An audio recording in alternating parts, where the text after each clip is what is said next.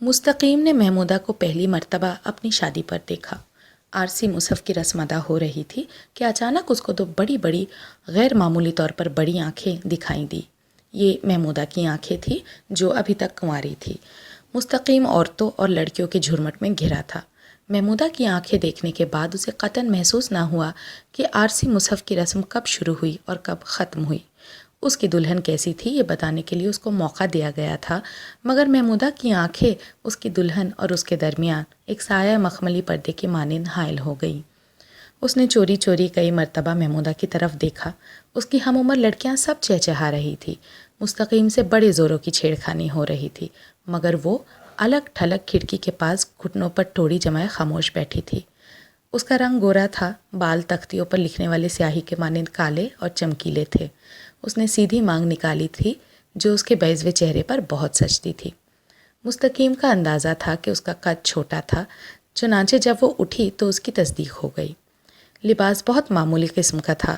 دوپٹہ جب اس کے سر سے ڈھلکا اور فرش تک جا پہنچا تو مستقیم نے دیکھا کہ اس کا سینہ بہت ٹھوس اور مضبوط تھا۔ بھرا بھرا جسم، تیکھی ناک، چوڑی پیشانی، چھوٹا سا لب دہان اور آنکھیں جو دیکھنے والے کو سب سے پہلے دکھائی دیتی تھی۔ مستقیم اپنی دلہن گھر لے آیا۔ 2-3 مہینے گزر گئے۔ وہ خوش تھا اس لیے کہ اس کی بیوی خوبصورت اور باسلیقہ تھی، لیکن وہ محمودہ کی آنکھیں ابھی نہیں بھول سکا تھا۔ اس کو ایسا محسوس ہوتا تھا کہ وہ اس کے دل و دماغ پر مرتسم ہو گئی ہیں۔ مستقیم کو محمودہ کا نام معلوم نہیں تھا۔ ایک دن اس نے اپنی بیوی کلثوم سے برسبیل تذکرہ پوچھا، وہ لڑکی کون تھی ہماری شادی پر جب عارسی مصحف کی رسم ادا ہو رہی تھی؟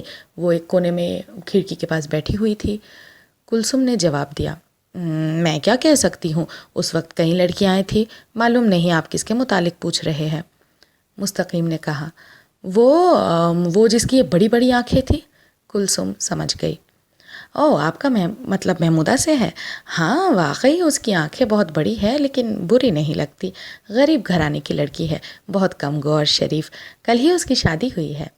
مستقیم کو غیر ارادی طور پر ایک دھچکا سا لگا۔ اس کی شادی ہو گئی کل؟ ہاں میں کل وہیں تو گئی تھی۔ میں نے آپ سے کہا نہیں تھا کہ میں نے اس کو ایک انگوٹھی دی ہے؟ ہاں مجھے یاد آ گیا، لیکن مجھے یہ معلوم نہیں تھا کہ تم جس سہیلی کی شادی پر جا رہی ہو وہ وہی لڑکی ہے بڑی بڑی آنکھوں والی۔ تو کہاں ہوئی ہے اس کی شادی؟ کلثوم نے گلوری بنا کر اپنے خاوند کو دیتے ہوئے کہا، اپنے عزیزوں میں۔ خاوند اس کا ریلوے ورکشاپ میں کام کرتا ہے، 150 روپے ماہوار تنخواہ ہے، سنا ہے بہت شریف آدمی ہے۔ مستقیم نے گلوری کلے کے نیچے دبائی۔ چلو اچھا ہو گیا ہے، لڑکی بھی جیسا کہ تم کہہ رہی ہو شریف ہے۔ کلثوم سے نہ رہا گیا۔ اسے تعجب تھا کہ اس کا خاوند محمودہ میں اتنی دلچسپی کیوں لے رہا ہے۔ حیرت ہے کہ آپ نے اس کو محض ایک نظر دیکھنے پر بھی یاد رکھا۔ مستقیم نے کہا، اس کی آنکھیں کچھ ایسی تھی، آدمی انہیں بھول نہیں سکتا۔ میں کیا جھوٹ کہتا ہوں؟ کلثوم دوسرا پان بنا رہی تھی۔ تھوڑے سے وقفے کے بعد وہ اپنے خاوند سے مخاطب ہوئی، میں اس کے متعلق کچھ نہیں کہہ سکتی، مجھے تو اس کی آنکھوں میں کوئی کشش نظر نہیں آتی ہے، مرد جانے کن نگاہوں سے دیکھتے ہیں۔ مستقیم نے مناسب خیال کیا کہ اس موضوع پر اب مزید گفتگو نہیں ہونی چاہیے، چنانچہ جواب میں مسکرا کر وہ اٹھا اور اپنے کمرے میں چلا گیا۔ اتوار کی چھٹی تھی، حسب معمول اسے اپنی بیوی کے ساتھ میٹنی شو دیکھنے جانا چاہیے تھا، مگر محمودہ کا ذکر چھیڑ کر اس نے اپنی طبیعت مقدر کر لی تھی۔ اس نے آرام کرسی پر لیٹ کر تپائی پر سے ایک کتاب اٹھائی جسے وہ 2 مرتبہ پڑھ چکا تھا۔ پہلا ورق نکالا اور پڑھنے لگا، مگر حرف گٹمٹ ہو کر محمودہ کی آنکھیں بن جاتے۔ مستقیم نے سوچا، شاید کلثوم ٹھیک کہتی تھی کہ اسے محمودہ کی آنکھوں میں کوئی کشش نظر نہیں آتی۔ ہو سکتا ہے کسی اور مرد کو بھی نظر نہ آئے، ایک صرف میں ہی ہوں جسے دکھائی دی ہے۔ پر کیوں؟ میں نے ایسا کوئی ارادہ نہیں کیا تھا، میری ایسی کوئی خواہش نہیں تھی کہ وہ میرے لیے پرکشش بن جائے۔ ایک لہجے کی تو بات تھی، بس میں نے ایک نظر دیکھا اور وہ میرے دل و دماغ پر چھا گئی۔ اس میں نہ ان آنکھوں کا قصور ہے، نہ میری آنکھوں کا جن سے میں نے انہیں دیکھا تھا۔ اس کے بعد مستقیم نے محمودہ کی شادی کے متعلق سوچنا شروع کیا۔ تو ہو گئی اس کی شادی، چلو اچھا ہوا، لیکن دوست یہ کیا بات ہے کہ تمہارے دل میں ہلکی سی تیس اٹھتی ہے؟ کیا تم نہیں چاہتے تھے کہ اس کی شادی ہو، سدا کماری رہے، کیونکہ تمہارے دل میں اس سے شادی کرنے کی خواہش پیدا ہی نہیں ہوئی؟ تم نے اس کے متعلق کبھی ایک لہجے کے لیے بھی نہیں سوچا؟ پھر جلن کیسی، اتنی دیر تمہیں اسے دیکھنے کا کبھی خیال نہ آیا، پر اب تم کیوں اسے دیکھنا چاہتے ہو؟ بافرض محال دیکھ بھی لو تو کیا کر لو گے؟ اسے اٹھا کر اپنی جیب میں رکھ لو گے، اس کی بڑی بڑی آنکھیں جو ہے نوچ کر اپنی بٹوے میں ڈال لو گے؟ بولو نا، کیا کرو گے؟ مستقیم کے پاس اس کا کوئی جواب نہیں تھا۔ اصل میں اسے معلوم ہی نہیں تھا کہ وہ کیا چاہتا ہے، اگر کچھ چاہتا بھی ہے تو کیوں چاہتا ہے۔ محمودہ کی شادی ہو چکی تھی، اور وہ بھی صرف 1 روز پہلے، یعنی اس وقت جب کہ مستقیم کتاب کی ورق گردانی کر رہا تھا۔ محمودہ یقیناً دلہنوں کے لباس میں یا تو اپنے مائکے یا اپنے سسرال میں شرمائی لجائی بیٹھی تھی۔ وہ خود شریف تھی، اس کا شوہر بھی شریف تھا، ریلوے ورکشاپ میں ملازم تھا اور 150 روپے ماہوار تنخواہ پاتا تھا۔ بڑی خوشی کی بات ہے۔ مستقیم کی دلی خواہش تھی کہ وہ خوش رہے، ساری عمر خوش رہے، لیکن اس کے دل میں جانے کیوں ایک تیس سی اٹھتی تھی اور اسے بے قرار بنا جاتی تھی۔ مستقیم آخر اس نتیجے پر پہنچا کہ یہ سب بکواس ہے، اسے محمودہ کے متعلق قطعاً سوچنا ہی نہیں چاہیے۔ 2 برس گزر گئے۔ اس دوران میں اسے محمودہ کے متعلق کچھ معلوم نہ ہوا اور نہ اس نے معلوم کرنے کی کوشش کی۔ حالانکہ وہ اور اس کا خاوند بمبئی میں ڈونگری کی ایک گلی میں رہتے تھے۔ مستقیم ڈونگری سے بہت دور مہیم میں رہتا تھا، لیکن اگر وہ چاہتا تو بڑی آسانی سے محمودہ کو دیکھ سکتا تھا۔ ایک دن کلثوم ہی نے اس سے کہا، آپ کی اس بڑی بڑی آنکھوں والی محمودہ کے نصیب بہت برے نکلے۔ چونک کر مستقیم نے تشویش بھرے لہجے میں پوچھا، کیوں؟ کیا ہوا؟ کلثوم نے گلوری بناتے ہوئے کہا، اس کا خاوند ایک دم مولوی ہو گیا ہے۔ تو اس سے کیا ہوا؟ ارے آپ سن تو لیجئے، ہر وقت مذہب کی باتیں کرتا رہتا ہے، لیکن بڑی اوت پٹانگ قسم کی، وظیفے کرتا ہے، چلے کاٹتا ہے اور محمودہ کو مجبور کرتا ہے کہ وہ بھی ایسا کرے۔ فقیروں کے پاس گھنٹوں بیٹھا رہتا ہے، گھر بار سے بالکل غافل ہو گیا ہے، داڑھی بڑھا لی ہے اور ہاتھ میں ہر وقت تسبیح ہوتی ہے۔ کام پر کبھی جاتا ہے، کبھی نہیں جاتا، کئی دن غائب رہتا ہے۔ وہ بیچاری گھٹتی رہتی ہے، گھر میں کھانے کو کچھ ہوتا نہیں، اس لیے فاقے کرتی ہے۔ جب اسے شکایت کرتی ہے تو آگے سے جواب یہ ہوتا ہے، فاقہ کشی اللہ تبارک و تعالیٰ کو بہت پیاری ہے۔ کلثوم نے یہ سب کچھ ایک سانس میں کہا۔ مستقیم نے پندنیا میں سے تھوڑی سی چھالیاں اٹھا کر منہ میں ڈالی۔ کہیں دماغ تو نہیں چل گیا اس کا؟ کلثوم نے کہا، محمودہ کا تو یہی خیال ہے، خیال کیا اس کو یقین ہے۔ گلے میں بڑے بڑے مانکوں والی مالا ڈالے پھرتا ہے، کبھی کبھی سفید رنگ کا چولا بھی پہنتا ہے۔ مستقیم گلوری لے کر اپنے کمرے میں چلا گیا اور آرام کرسی میں لیٹ کر سوچنے لگا، یہ کیا ہوا؟ ایسا شوہر تو وبال جان ہوتا ہے، غریب کس مصیبت میں پھنس گئی ہے۔ میرا خیال ہے کہ پاگل پن کے جراثیم اس کے شوہر میں شروع سے ہی موجود ہوں گے، جو اب ایک دم ظاہر ہوئے ہیں۔ لیکن سوال یہ ہے کہ اب محمودہ کیا کرے گی؟ اس کا یہاں کوئی رشتہ دار بھی نہیں، کچھ شادی کرنے لاہور سے آئے تھے اور وہیں واپس چلے گئے، یا محمودہ نے اپنے والدین کو لکھا ہوگا۔ نہیں، اس کے ماں باپ تو جیسا کہ کلثوم نے ایک مرتبہ بتایا اس کے بچپن میں ہی مر گئے تھے۔ شادی اس کے چاچا نے کی تھی۔ ڈونگری میں شاید اس کی جان پہچان کا کوئی ہو۔ نہیں، جان پہچان کا کوئی ہوتا تو وہ فاقے کیوں کرتی؟ کلثوم کیوں نہ اسے اپنے یہاں لے؟ پاگل ہو گئے ہو مستقیم، ہوش کے ناخن لو۔ مستقیم نے ایک بار پھر ارادہ کر لیا کہ وہ محمودہ کے متعلق نہیں سوچے گا، اس لیے کہ اس کا کوئی فائدہ نہیں تھا، بیکار کی مغز باشی تھی۔ بہت دنوں کے بعد کلثوم نے ایک روز اسے بتایا کہ محمودہ کا شوہر، جس کا نام جمیل تھا، قریب پاگل ہو گیا ہے۔ مستقیم نے پوچھا، کیا مطلب؟ کلثوم نے جواب دیا، مطلب یہ کہ اب وہ رات کو 1 سیکنڈ کے لیے نہیں سوتا، جہاں کھڑا تھا بس وہیں گھنٹوں خاموش کھڑا رہتا ہے۔ محمودہ غریب روتی رہتی ہے۔ میں کل اس کے پاس گئی تھی، بیچاری کو کئی دن کا فاقہ تھا، میں 20 روپے دے آئی کیونکہ میرے پاس اتنے ہی تھے۔ مستقیم نے کہا، بہت اچھا کیا تم نے، جب تک اس کا خاوند ٹھیک نہیں ہوتا کچھ نہ کچھ دے آیا کرو تاکہ غریب کو فاقوں کی نوبت نہ آئے۔ کلثوم نے تھوڑے وقفے کے بعد عجیب و غریب لہجے میں کہا، اصل میں بات کچھ اور ہے۔ کیا مطلب؟ محمودہ کا خیال ہے کہ جمیل نے محض ایک ڈھونگ رچا رکھا ہے، وہ پاگل واگل ہرگز نہیں۔ بات یہ ہے کہ وہ کیا؟ وہ عورت کی قابل نہیں، نقص دور کرنے کے لیے وہ فقیروں اور سنیاسیوں سے ٹونے ٹوٹ کے لیتا رہتا ہے، مستقیم نے کہا۔ یہ بات تو پاگل ہونے سے زیادہ افسوسناک ہے۔ محمودہ کے لیے تو یہ سمجھو کہ ازدواجی زندگی ایک خلا بن کے رہ گئی ہے۔ مستقیم اپنے کمرے میں چلا گیا۔ وہ بیٹھ کر محمودہ کی حالت زار کے متعلق سوچنے لگا۔ ایسی عورت کی زندگی کیا ہوگی جس کا شوہر بالکل صفر ہو؟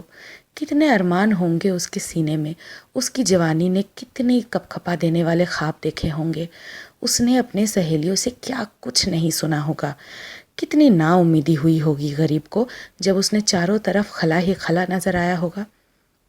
اس نے اپنی گود ہری ہونے کے متعلق بھی کئی بار سوچا ہوگا۔ جب ڈونگری میں کسی کے ہاں بچہ پیدا ہونے کی اطلاع اسے ملتی ہوگی تو بیچاری کے دل پر ایک گھوسا سا لگتا ہوگا۔ اب کیا کرے گی؟ ایسا نہ ہو کہ خودکشی کر لے۔ 2 برس تک اس نے کسی کو یہ راز نہ بتایا مگر اس کا سینہ پھٹ پڑا۔ خدا اس کے حال پر رحم کرے۔ بہت دن گزر گئے۔ مستقیم اور کلثوم چھٹیوں میں پنجگڑی چلے گئے۔ وہاں 2.5 مہینے رہے۔ واپس آئے تو 1 مہینے کے بعد کلثوم کے ہاں لڑکا پیدا ہوا۔ وہ محمودہ کے ہاں جا نہ سکی، لیکن ایک دن اس کی ایک سہیلی جو محمودہ کو جانتی تھی اس کو مبارکباد دینے کے لیے آئی۔ اس نے باتوں باتوں میں کلثوم سے کہا، کچھ سنا تم نے؟ وہ محمودہ ہے نا، بڑی بڑی آنکھوں والی؟ کلثوم نے کہا، ہاں ہاں، ڈونگری میں رہتی ہے۔ خاوند کی بے پرواہی نے غریب کو بری باتوں پر مجبور کر دیا۔ کلثوم کی سہیلی کی آواز میں درد تھا۔ کلثوم نے بڑے دکھ سے پوچھا، کیسی بری باتوں پر؟ ارے اب اس کے یہاں غیر مردوں کا آنا جانا ہو گیا ہے۔ جھوٹ! کلثوم کا دل دھک دھک کرنے لگا۔ کلثوم کی سہیلی نے کہا، نہیں کلثوم، میں جھوٹ نہیں کہتی، میں پرسوں اس نے ملنے گئی تھی، دروازے پر دستک دینے ہی والی تھی کہ اندر سے ایک نوجوان مرد جو میمن معلوم ہوتا تھا باہر نکلا اور تیزی سے نیچے اتر گیا۔ میں نے تب اس سے ملنا مناسب نہ سمجھا اور واپس چلی آئی۔ یہ تم نے بہت بری خبر سنائی، خدا اس کو گناہ کے راستے سے بچائے رکھے۔ ہو سکتا ہے وہ میمن اس کا خاوند کا کوئی دوست ہو۔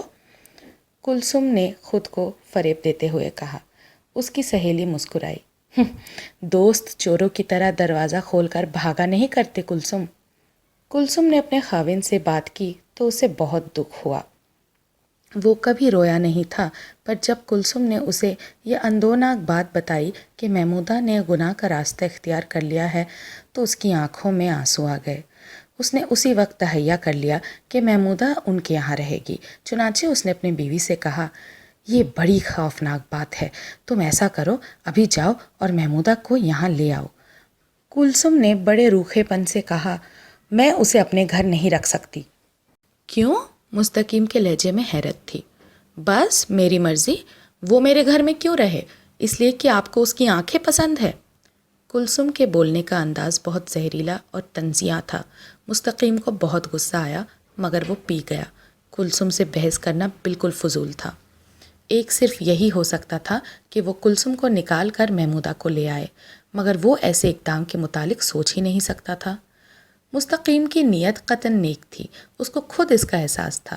دراصل اس نے کسی گندے زاویہ نگاہ سے محمودہ کو دیکھا ہی نہیں تھا، البتہ اس کی آنکھیں اس کو واقعی پسند تھی، اتنی کہ وہ بیان ہی نہیں کر سکتا تھا۔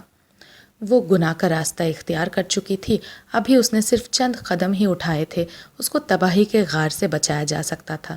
مستقیم نے کبھی نماز نہیں پڑھی تھی، کبھی روزہ نہیں رکھا تھا، کبھی خیرات نہیں دی تھی۔ خدا نے اس کو اتنا اچھا موقع دیا تھا کہ وہ محمودہ کو گناہ کے راستے پر سے گھسیٹ کر لے آئے اور طلاق وغیرہ دلوا کر اس کی کسی اور سے شادی کرا دے، مگر وہ یہ ثواب کا کام کر ہی نہیں سکتا تھا، اس لیے کہ وہ بیوی کا دبیل تھا۔ بہت دیر تک مستقیم کا ضمیر اس کو سرزنش کرتا رہا۔ 1-2 مرتبہ اس نے کوشش کی کہ اس کی بیوی رضامند ہو جائے، مگر جیسا کہ مستقیم کو معلوم تھا ایسی کوششیں لا حاصل تھی۔ مستقیم کا خیال تھا کہ کچھ اور نہیں تو کلثوم محمودہ سے ملنے ضرور جائے گی، مگر اس کو نا امیدی ہوئی۔ کلثوم نے اس روز کے بعد محمودہ کا نام تک نہ لیا۔ اب کیا ہو سکتا تھا؟ مستقیم خاموش رہا۔ قریب 2 برس گزر گئے۔ ایک دن گھر سے نکل کر مستقیم ایسے ہی تفریحاً فٹ پاتھ پر چہل قدمی کر رہا تھا کہ اس نے قصیوں کی بلڈنگ کی گراؤنڈ فلور کی کھولی کے باہر ٹھڑے پر محمودہ کی آنکھوں کی جھلک دیکھی۔ مستقیم 2 قدم آگے نکل گیا تھا، فوراً مڑ کر اس نے غور سے دیکھا محمودہ ہی تھی، وہیں بڑی بڑی آنکھیں۔ وہ ایک یہودن کے ساتھ جو اس کھولی میں رہتی تھی باتیں کرنے میں مصروف تھی۔ اس یہودن کو سارا ماہیم جانتا تھا، ادھیڑ عمر کی عورت تھی، اس کا کام عیاش مردوں کے لیے جوان لڑکیاں مہیا کرنا تھا۔ اس کی اپنی 2 جوان لڑکیاں تھیں جن سے وہ پیشہ کرواتی تھی۔ مستقیم نے جب محمودہ کا چہرہ نہایتی بیہودہ طور پر میک اپ کیا ہوا دیکھا تو وہ لرز اٹھا۔ زیادہ دیر تک یہ اندوناک منظر دیکھنے کی تاب اس میں نہیں تھی، وہاں سے فوراً چل دیا۔ گھر پہنچ کر اس نے کلثوم سے اس واقعہ کا ذکر نہ کیا، کیونکہ اس کی اب ضرورت ہی نہیں رہی تھی۔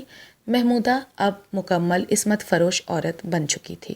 مستقیم کے سامنے جب بھی اس کا بیہودہ اور فحش طور پر میک اپ کیا ہوا چہرہ آتا تو اس کی آنکھوں میں آنسو آ جاتے۔ اس کا ضمیر اس سے کہتا، مستقیم، جو کچھ تم نے دیکھا ہے اس کا باعث تم ہو۔ کیا ہوا تھا اگر تم اپنی بیوی کی چند روزہ ناراضگی اور خفگی برداشت کر لیتے؟ زیادہ سے زیادہ وہ غصے میں آ کر اپنے مائکے چلی جاتی، مگر محمودہ کی زندگی اس گندگی سے تو بچ جاتی جس میں وہ اس وقت ڈھنسی ہوئی ہے۔ کیا تمہاری نیت نیک نہیں تھی؟ اگر تم سچائی کے راستے پر رہتے تو کلثوم ایک نہ ایک دن اپنے آپ ٹھیک ہو جاتی۔ تم نے بڑا ظلم کیا، بہت بڑا گناہ کیا ہے۔ مستقیم اب کیا کر سکتا تھا؟ کچھ بھی نہیں۔ پانی سر سے گزر چکا تھا، چڑیا سارا کھیت چگ گئی تھی، اب کچھ نہیں ہو سکتا تھا۔ مرتے ہوئے مریض کو دم آخر آکسیجن سکھانے والی بات تھی۔ تھوڑے دنوں کے بعد بمبئی کی فضا فرقہ وارانہ فسادات کے باعث بڑی خطرناک ہو گئی۔ بٹوارے کے باعث ملک کے طول و عرض میں تباہی اور غارت گری کا بازار گرم تھا۔ لوگ دھڑا دھڑ ہندوستان چھوڑ پاکستان جا رہے تھے۔ کلثوم نے مستقیم کو مجبور کیا کہ وہ بھی بمبئی چھوڑ دے۔ چنانچہ جو پہلا جہاز ملا اس کی سیٹیں بک کرا کے میاں بیوی کراچی پہنچ گئے اور چھوٹا موٹا کاروبار شروع کر دیا۔ 2.5 برس کے بعد یہ کاروبار ترقی کر گیا، اس لیے مستقیم نے ملازمات کا خیال ترک کر دیا۔ ایک روز شام کو دکان سے اٹھ کر وہ ٹہلتا ٹہلتا صدر جا نکلا۔